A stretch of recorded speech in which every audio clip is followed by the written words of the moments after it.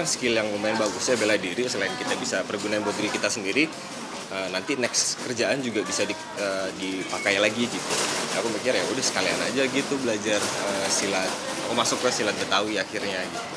Jadi di peran itu tuh silatnya lebih ke silat Betawi. Betul, karena silat pas lagi project itu dapat silat Betawi, terus juga aku ternyata agak nyaman aja gitu menggunakan silat Betawi.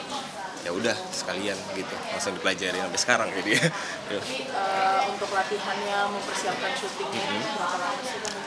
Biasanya kalau syuting itu kita ada 2 minggu sampai 1 bulan untuk persiapan. Itu udah paling cukup lah bisa dibilang gitu untuk menuju persyutingan, karena memang kita harus bikin gerakan koreonya gitu ya, terus harus bikin video boardnya juga, jadi untuk mempermudah kita waktu di lokasi syutingnya nanti gitu. Dan dari Boris sendiri ada keinginan mau film romance kah atau gimana nanti? Nah, jadi karena dulu sering ngambil film-film action itu jadi agak susah kan ke romance, tapi akhirnya saya bisa masuk nyobain FTV pertama dulu kan, masuk di FTV, ternyata seru juga gitu dunia percintaan itu. Akhirnya karena waktu itu juga pas masuk kan mungkin 2015 kali ya, nyobain FTV, masuk ke dunia per-FTV-an yang romance gitu. Itu lagi hype juga film-film Korea, jadi aku banyak nonton film-film Korea, ya udah diadaptasiin lah jadi FTV. Makanya sekarang tuh sebenarnya banyak orang udah agak bergeser nih, jadi yang tadinya orang ngeliatnya pesilat gitu ya, jadi bergeser sebenarnya. Kalau sekarang tuh orang ngeliatnya jadi ya FTV romance gitu, orang ngeliatnya kayak gitu kan. Cuman di tahun ini nih, makanya aku sempet keliling lagi, ketemu lagi sama teman-teman yang memang di dunia film action gitu ya. Coba diskusi gitu gimana caranya kita aku maksudnya image action ini bisa balik lagi nih, karena memang kalau sekarang kan kita bilang kalau film-film tuh sebenarnya banyaknya larinya ke arah horor gitu ya. Ada beberapa mungkin film action, tapi ini tuh jangan semakin lama semakin berkurang gitu. Kalau bisa kita pertahankan nih budaya film action kita gitu. Untuk Bang Boris sendiri pengen nggak sih ke depannya tuh dunia musik kah, atau mungkin selain action gitu kan, acting gitu ya kan, acting tuh udah biasa lah gitu. Kalau di dunia lain mau nggak sih? Kalau dunia lain mungkin dunia MC pengen dicobain sebenarnya. Tapi kalau misalkan nyanyi sempet beberapa kali nyobain. Sebenarnya nggak bikin album atau bikin apa gitu. Kadang tuh ketika jalan satu film gitu ya, ketika diskusi saya udah masuk ke dalam karakternya, kadang tuh saya kayak tulis aja kata-kata gitu, saya sounding ke produser, ini gimana kalau kita bikin soundtracknya gitu.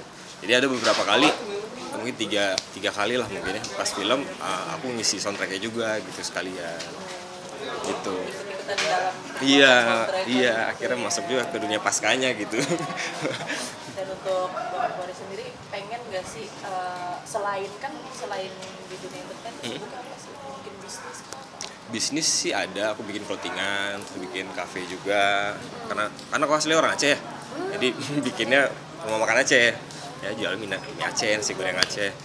Iya, mie Aceh, nasi goreng Aceh, sama jadi ada kopi tarik gitu, kalau tahu aja. Kalau di Aceh tuh ada kopi tarik ya kan. Nah, kita bikin di sini kopi tarik juga di daerah Depok aku bikinnya. Jadi kalau bisnis ke arah situ. Jadi kayak aku karena udah di umur yang segini gitu ya.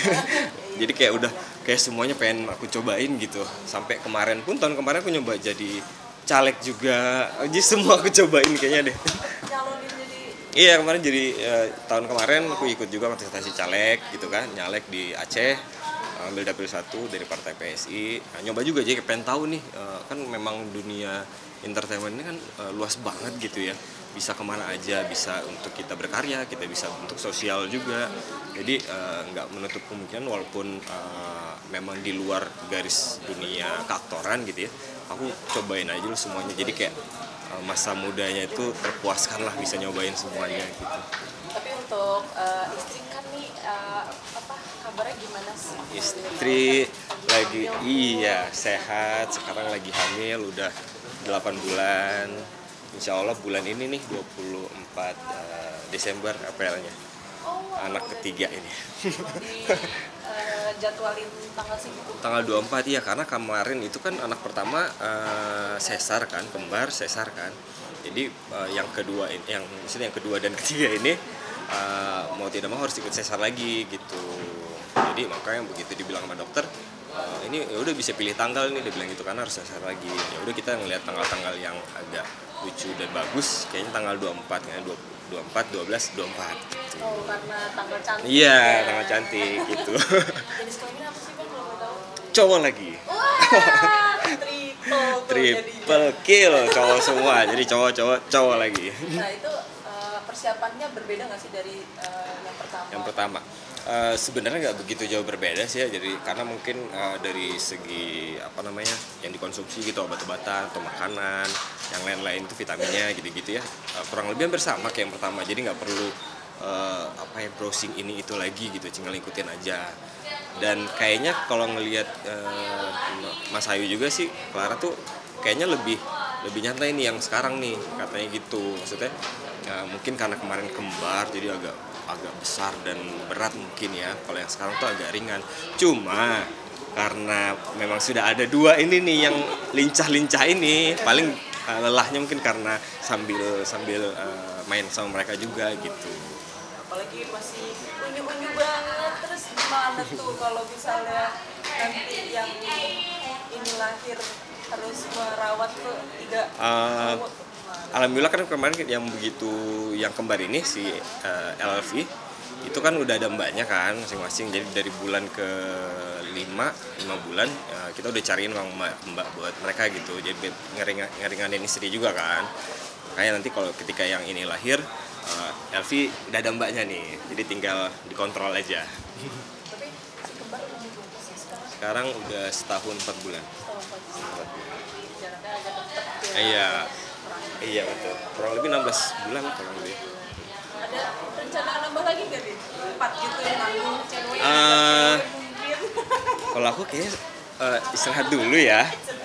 Walaupun Clara kemarin sempat bilang ini belum ada cewek nih gitu. Tapi aku ntar dulu deh, ya istirahat dulu. Jadi biar nempel dulu 3 agak besar mungkin ya. Nanti baru kita pikirin lagi. Tapi dari abang sendiri ada nggak sih kehappyan, kegembiraan atau mungkin walaupun capek tetap happy merawat 2 anak yang kemarin dan ditambah lagi bis. Iya. Jadi seru banget sebenarnya. Jadi kayak memang pulang udah ada tujuannya gitu. Kayak misalkan di lokasi pikiran terus sih pengen balik, pengen main, karena memang kan si maminya ini, si Clara ini kan lumayan saklek dengan waktu ya. Jadi kayak pagi itu jadwalnya tepat semua tuh, bangun pagi jam 6, terus makannya, terus tidur lagi, terus siang bangun lagi main dan segala macam, dan jam 8 maksimal udah tidur gitu. Jadi kalau aku di lokasi syuting tuh kalau udah lewat jam 8 udah gak ketemu gitu. Jadi kayak kadang-kadang tuh kalau di lokasi tuh kayak apa nih bisa kita segerakan lah gitu biar cepat pulang gitu, biar ketemu gitu. Paling gitu sih. Itu Clara sama abang gue sendiri tipe orang tua yang seperti apa sih ke anak-anaknya?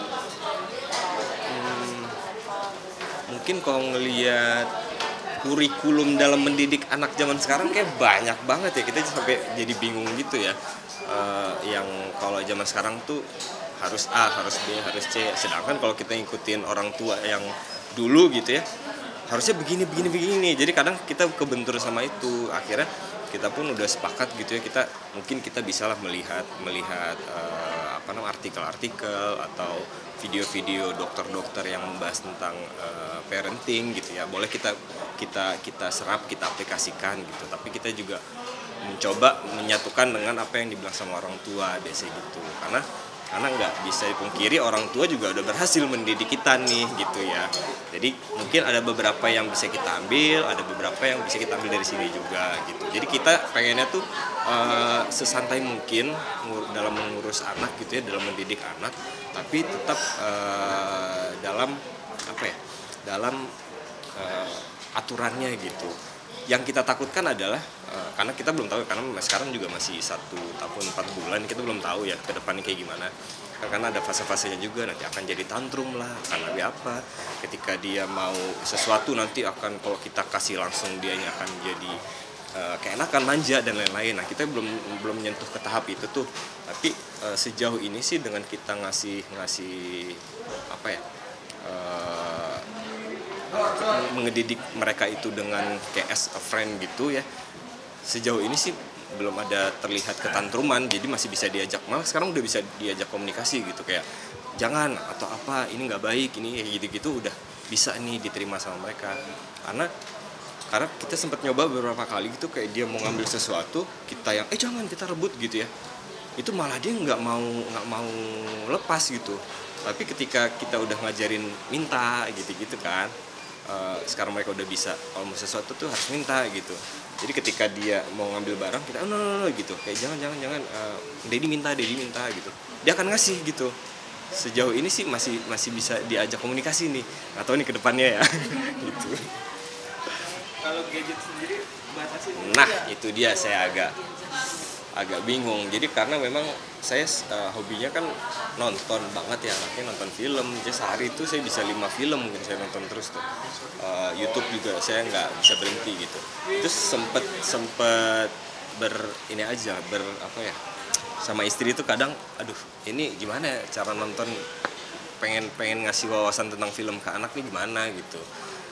Istri selalu ngelarang terus karena memang kebukti aja, karena beberapa kali kita tontonin walaupun videonya itu tentang pendidikan kayak Miss Rachel atau kayak misalkan ya lagu-lagu anak gitu ya, malamnya itu jadi rungsing tidurnya gitu.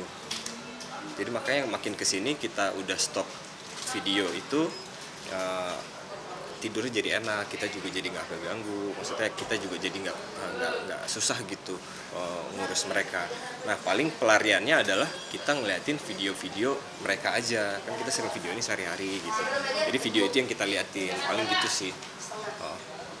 Mungkin di umur 3 atau 5 tahun baru akan saya cekokin film-film semua, Stanley Kubrick, George Lucas, semua saya masukin weh. Kayaknya bakal mau jadi aktor juga nih anak-anak yang ke depan. Itu dia, saya bingung kemarin pas di videoin tiba-tiba si V itu ngomong action gitu. Kata pertama yang keluar kan pertama Dedi, terus Mami, terus pas di video yang terakhir tuh action, dia bilang gitu. Wah, ini nih bakat-bakat terpendam nih kayaknya. Tapi memang pengen banget jadi seperti sebenarnya kalau itu tergantung pilihan mereka sih sebetulnya kan. Tapi sejauh yang udah aku laluin, jalanin dunia entertainment, dunia perfilman, itu dunia kesenian lah pokoknya, itu nyaman untuk kita lakukan, tidak ada tekanan gitu ya. Dan toh aku juga punya istri juga orang seni juga gitu kan, walaupun dia kuliahnya hukum tapi lebih beratnya ke arah seni gitu kan. Jadi ketika seni ketemu seni itu kayaknya nyaman aja gitu, nggak ribet dengan argumentasi apa segala macem gitu. Nah mudah-mudahan aja penerus ini si Elvi dan satu lagi belum tersebut, mereka juga mungkin bisa ada di dunia kita juga.